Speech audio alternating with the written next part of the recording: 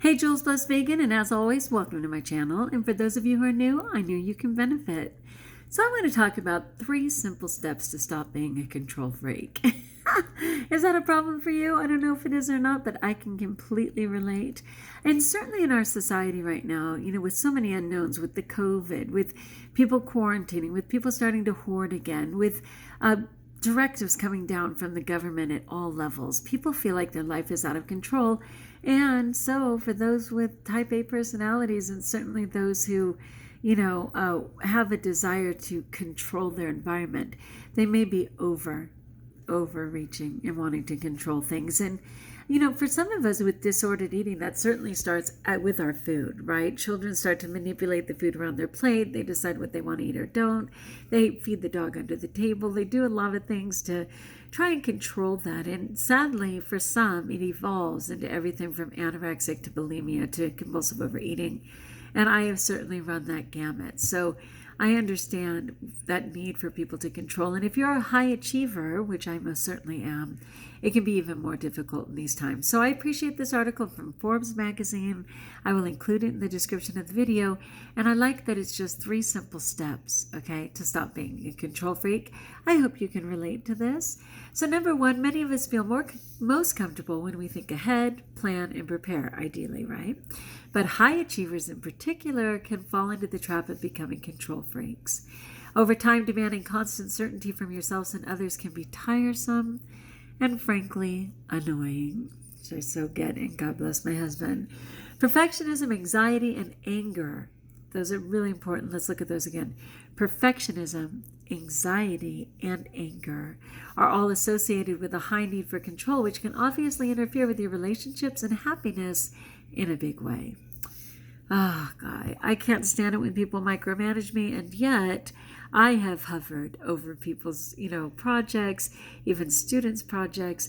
Is it good enough? Is it good enough? I've fixed it in the middle of the night. Retyped papers. Things that really, if I had boundaries, were none of my business. My poor husband, I had a little project due in this group, and it took me 12 tries. And he was like, so when will you be done, hon? And I'm like, it's simple. I'll be done in 30 minutes. And he was like, yeah, see you next week. Because he knew it would take me 12 tries in 4 hours. It's that whole perfectionism thing. And also anxiety. What are people going to think? Not so much anger, but I know that a lot of the weight that I harbored for years was unresolved.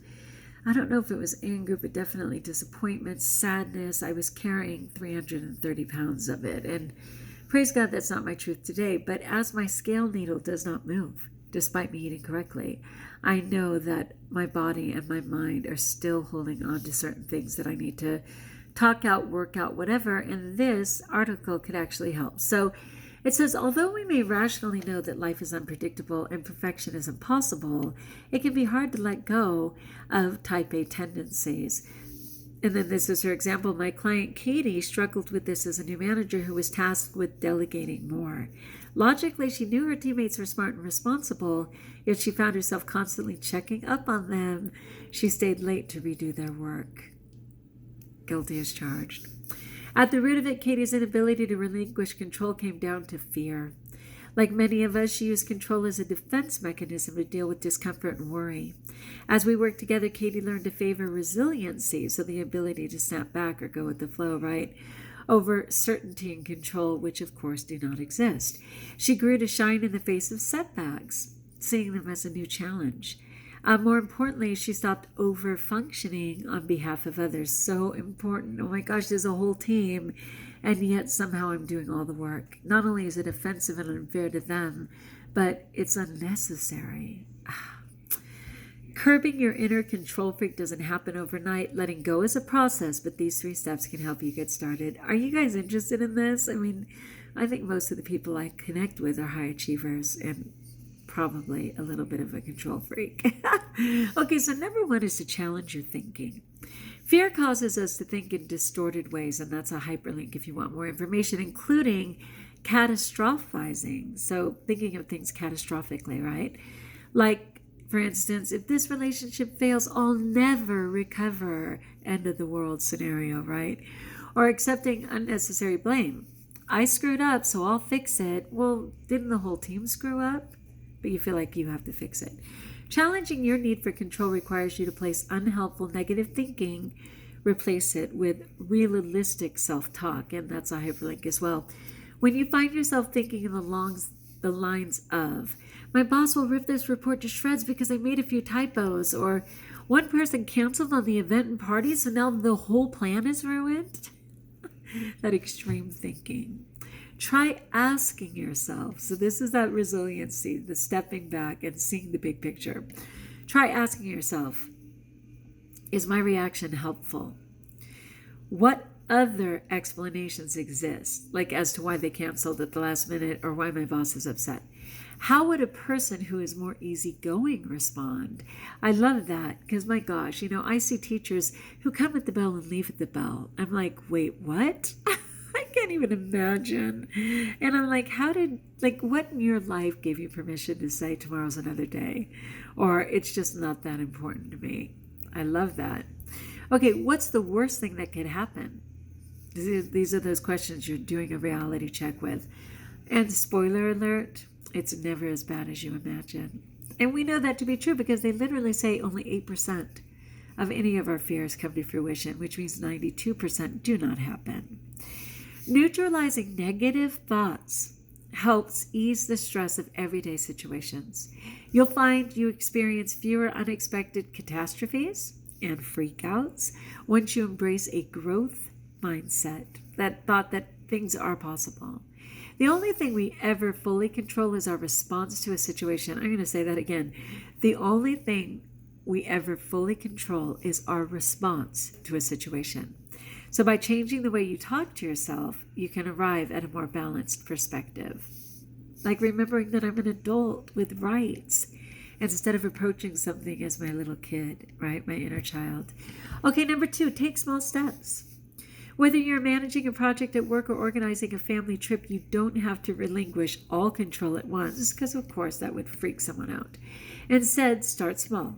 Hand off a single aspect of a project to a colleague. Trust them to do a good job, but know that if they don't, you can always give feedback and correct the situation. No mistake is irrecoverable, and that's a hyperlink. As you see the benefits of collaboration in action, your comfort zone expands, delegating becomes easier bit by bit. It's kind of funny. I'm so good about that as a teacher to my students, meaning if we're doing art or something and a child messes up, or if they're writing a story that doesn't make sense, I am 1,000% in to say, hey, just go in a different direction. Yeah, your art doesn't look like mine or doesn't look like where we were going, but you could create blank, blank, blank, and help them to just see a whole new perspective, right? And still feel successful. Yeah, you're writing it makes sense, but it's kind of cool that you were thinking blank, because if we just add this chapter, it'll totally make sense. I'm so good about that. But for myself, I get in that total catastrophic thinking of, I've blown the whole thing, I can never fix it. And I even say, you're such a blow it, Juliana. Like, my language affirms that. And that's something I would love to change. So at home, begin to ask for help often rather than shouldering all the burden yourself. I make this mistake all the time. Part of it is that idea that, well, it'd just be easier if I just did it. I don't even have time to explain it. Let me just get it done. I want to avoid conflicts. Let me just do it. Served with a side of resentment, which I think has been making me gain some weight. Okay, so create a to-do list so that you can prioritize more effectively. I never make to-do lists. I love the idea. I actually have sort of been. I have little Post-its around. I've actually been going in that direction a little, but in my life, not so much. Start saying no. How brilliant is that? And it's actually a hyperlink. Start saying no to people or responsibilities. I will just add to that one time I was literally doing 6 different jobs and there was no reason for it, but no one stepped up. Well, they couldn't step up because they kept thinking, well, what does it matter? Juliana's doing it. The minute I had to move on, 6 people stepped into those 6 positions, and they probably all excelled. And instead of me doing 6 jobs, sort of, they each had 1 job to do well. And I was so sorry. It was a great lesson early on, and I've been pretty good about letting other people serve. But saying no to people or responsibilities, when you let go of what's not working, you make room for a life filled with ease and less difficulty. Let's reread that one. When you let go of what's not working, you make room for a life filled with ease and less difficulty. Amen. Okay, number 3, reframe rest, to actually take a break, rest, as recovery. Like, change your mindset and allow yourself to believe that to rest is to recover. Reframe rest as recovery. Control lovers tend to be optimizers, multitaskers, right? They want to squeeze the maximum amount of productivity out of each and every day. So yes, but this can leave you exhausted and burned out. What's up? Taking downtime doesn't make you lazy. It's essential to do your best work. It's a mistake we make in our business with my husband. He doesn't pay himself. He doesn't have enough people. He is on the go every minute that he's not completely zonked out and crashed. And we never have vacations. And it's not even a COVID thing. In general, that's been true forever. And I'm so sorry for that. It's not his problem. I'm just giving an example that there's a better way, and that we have to know that it's okay, and that to take a break is essential to do your best work. I love that. Carve out time to play, let loose, and explore. If you struggle with accepting the need for self-care, reframe rest as recovery. That needs to be my next theme. It's well-spent, productive time that's preparing you for your next big challenge. As a recovering perfectionist myself, I know how hard it can be to let go of control. But resiliency, unlike control, is liberating mentally and emotionally. When you shed needless worry, you free up time, attention, and focus. You gain confidence that your strongest power comes from within, even if you can't control other people or outcomes. Alexa, what is the current temperature? Right now, it's 81 degrees Fahrenheit. God, it's only 81. Why am I soaking wet? I don't know. All right, my bad. It's actually down from 100. I should be rejoicing, but I'm hot. I'm hot. Yeah, you are. I don't even know how to say hot anymore without making a joke into it. All right, so anyway, that was really good for me. Let me go back through those 3 again really quickly. And of course, I will include this as the description of the video. But again, 3 simple steps to stop being a control freak. So important. Number 1 was challenge your thinking. You know, is it serving you to think like that? Is it valid? Is there another way to look at it that's less offensive to yourself, right? Less paralyzing. Try asking yourself, and they give those examples, take small steps. You just need to start asking for help. You need to start including other people, right?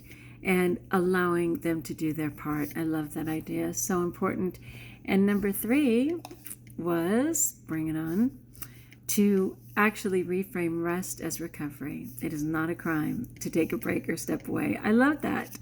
Okay, like if you like, join us if you haven't, subscribe.